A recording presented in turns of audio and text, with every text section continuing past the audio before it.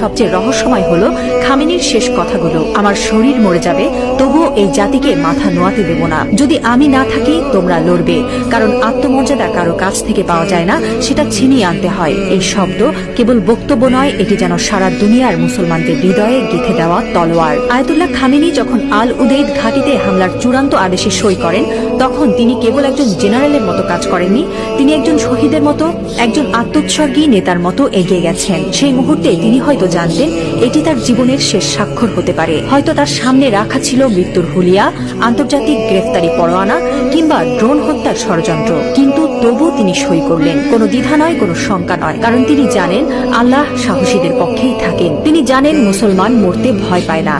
যারা আল্লাহর পক্ষে থাকেন তারা জানে মৃত্যু মানেই পরাজয় নয়, বরং আত্মত্যাগী বিজয়ের শুরু। এই একজন মানুষ এখন আর কেবল ইরানের নেতা নন, তিনি হয়ে উঠছেন সারা বিশ্বের মুসলিম উম্মার প্রতীক। একজন বিশ্বাসী, একজন অটল মুজাহিদ, একজন সাহসী পিতার মতো তিনি বলছেন, আমি থাকি বা না থাকি তোমরা লড়বে। হ্যাঁ মুসলিম উম্মাহ, তোমরা মাথা নিচু করো না। লা ইলাহা ইল্লাল্লাহ, আল্লাহ ছাড়া আর কোনো ইলাহ নেই।